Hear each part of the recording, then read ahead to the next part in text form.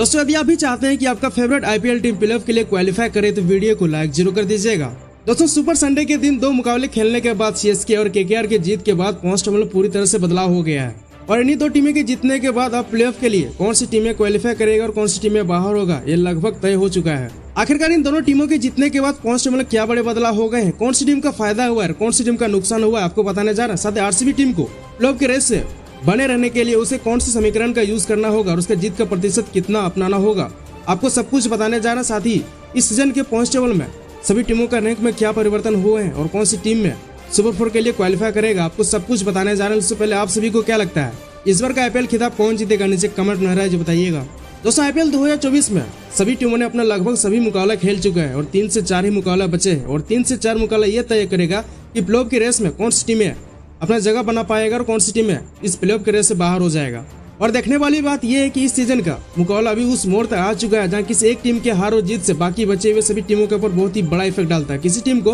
Playoff के race से बाहर का रास्ता दिखा सकता है, किसी टीम को प्लेऑफ में एंट्री भी कर सकता है। आपको बता दें कि सुपर संडे का पहला मुकाबला पंजाब और चेन्नई के बीच खेला गया, जिसमें से चेन्नई ने पहले बल्लेबाजी करते हुए ऋतुराज गायकवाड़ के 32 रन, इसके बाद डेरिल मिचेल के 30 रन और अंतिम में रविंद्र जडेजा के 43 रन की वजह से सीएसके की टीम ने 9 विकेट के नुकसान पर 167 रन का स्कोर खड़ा कर लिया था। इसके बाद इस छोटी सी टारगेट को पीछा करने उतरी पंजाब की टीम का शुरुआत काफी खराब रहा, जहां जॉनी बेयरस्टो 7 रन बनाकर आउट हो जाते हैं तो प्रवेश सिमरन 30 रन बनाते हैं और इसके बाद शशांक सिंह 27 रन और अंतिम में हरप्रीत बराड़ के 17 रन की वजह से पंजाब की टीम 9 विकेट के नुकसान पर 139 रन का स्कोर खड़ा कर पाता है और यहाँ से चेन्नई सुपर किंग्स ने 28 रन से जीत लेता है। इसके बाद सुपर संडे का दूसरा मुकाबला केकेआर और लखनऊ सुपर जायंट्स के बीच खेला गया, जिसमें से केकेआर की टीम ने पहले बल्लेबाजी करते हुए सुनील नारायण के 81 रन, अंकुर रघुवंशी के 32 रन और अंतिम में श्रेयस अय्यर के 23 रन और अमनदीप सिंह के 25 रन की मदद से केकेआर की टीम ने 6 विकेट के नुकसान पर 235 रन का सबसे विशाल स्कोर खड़ा कर लिया था। इसके बाद लखनऊ सुपर जायंट्स ने इस पहाड़ जैसे स्कोर को पीछा करने उतरी, जहां उसकी टीम पूरी तरह से लड़खड़ा गई, जहां केएल राहुल के 25 रन,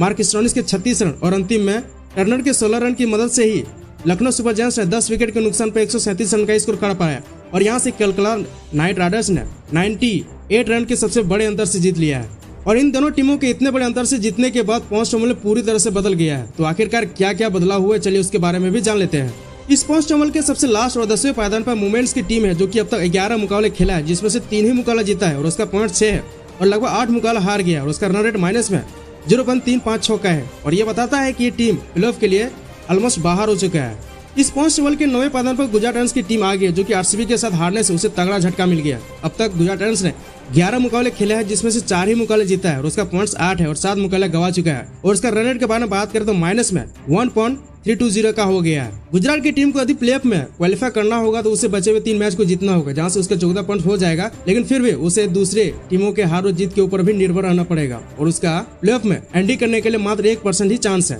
इसके बाद यहाँ से 8वें नंबर पर पंजाब की टीम आती है, जो कि सीएसके से हारने के बाद उसे तगड़ा झटका मिला है। पंजाब की टीम ने अब तक 11 मुकाबले खेला है, जिसमें से 4 ही मुकाबले जीता है और इसका पॉइंट्स 8 है और लगभग 7 मुकाबले हार चुका है। उसका रन रेट माइनस में 0.187 का हो गया। यदि पंजाब की टीम प्लेऑफ में एंट्री करना चाहेगी तो उसे बचे हुए 3 मैच को जीतना होगा, लेकिन फिर भी उसे दूसरे टीमों के ऊपर भी निर्भर रहना पड़ेगा और इसका इस प्लेऑफ में एंट्री करने के लिए मात्र 5% का ही चांस है। इसके बाद 7वें पायदान पर आरसीबी की टीम आती है, जो कि शुरू से ही कभी 10वें पायदान पर हुआ करता था। आरसीबी की टीम ने अब तक 11 मुकाबले खेला है, जिसमें से 4 ही मुकाबले जीता है और उसका पॉइंट्स 8 हो गया और लगभग 7 मुकाबले हार चुका है और उसका रन रेट माइनस में 0.049 का हो गया है। यदि यहाँ से आरसीबी की टीम को प्लेऑफ में एंट्री करना चाहेगी तो उसे बचे हुए 3 मैच को जीतना होगा, जिससे उसके 14 पॉइंट हो जाएंगे, लेकिन फिर भी उसे इस प्लेऑफ के रेस में पहुंचने के लिए उसे दूसरे टीमों के समीकरण के ऊपर भी निर्भर रहना पड़ेगा। ऐसे में कहा जा सकता है कि आरसीबी को इस पॉइंट्स टेबल में 7वें पायदान से लेकर कम से कम तीसरे या चौथे पायदान पर पहुंचने के लिए मात्र उसका 10 से 12% का ही चांस है। इस पॉइंट्स टेबल के 6ठे पायदान पर दिल्ली कैपिटल्स की टीम आती है, जो कि अब तक 11 मुकाबले खेला है, जिसमें से 5 मुकाबले जीता है और उसका पॉइंट्स 10 है और 6 मुकाबले हार गया और उसका रन रेट माइनस में 0.442 का हो गया है। दिल्ली कैपिटल्स की टीम को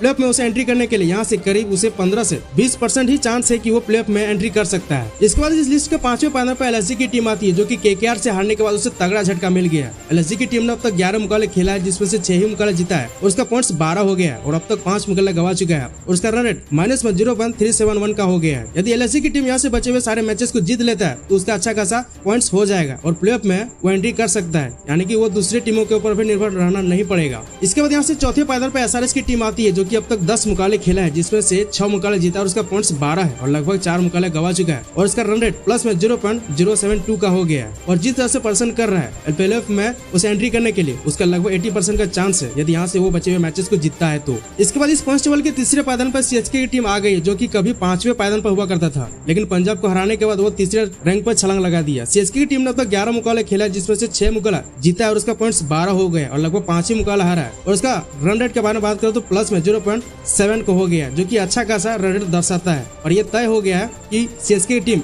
आने वाले मैचेस में जीतता है तो वो प्लेऑफ में एंट्री कर सकता है, यानी कि इसे भी दूसरी टीमों के ऊपर भी निर्भर नहीं रहना पड़ सकता है। इसके बाद दूसरे पायदान पर राजस्थान रॉयल्स की टीम आ गई जो कि शुरू से ही टेबल टॉपर बना हुआ था, लेकिन केकेआर के जीतने के बाद उसे दूसरे पायदान पर आना पड़ गया। राजस्थान रॉयल्स की टीम ने अब तक 10 मुकाबले खेले हैं, जिसमें से 8 मुकाबले जीता है और उसका पॉइंट 16 है और 2 मुकाबला गवा चुका है और उसका रन रेट के बारे में बात करें तो प्लस में 0.622 का हो गया है। और राजस्थान रॉयल्स की टीम जिस तरह पर्सन कर रहा है ये तो 100% श्योर हो चुका है कि राजस्थान की टीम प्लेऑफ में क्वालिफाई कर जाएगा। इसके बाद यहाँ से पहले पायदान पर केकेआर की टीम आती है जो कि अब तक 11 मुकाबले खेला है, जिसमें से 8 मुकाबले जीत लिया है और उसका पॉइंट 16 हो गया और लगभग 3 ही मुकाबले गवा चुका है और उसका रन रेट के बारे में बात करें तो इस पॉइंट टेबल में सबसे बढ़िया है। उसका रन रेट प्लस में 1.453 का हो गया है और जिस तरह से उसका रन रेट है और जिस तरह से उन्होंने मैचेस को खेला है ये पूरी तरह से तय हो चुका है कि केकेआर की टीम प्लेऑफ के लिए क्वालिफाई कर जाएगा। वैसे दोस्तों आप सभी को क्या लगता है इस बार का आईपीएल खिताब कौन सी टीम लेके जाएगी? नीचे कमेंट में बताइएगा और क्रिकेट अपडेट के लिए चैनल को सब्सक्राइब कर लीजिएगा। जय हिंद।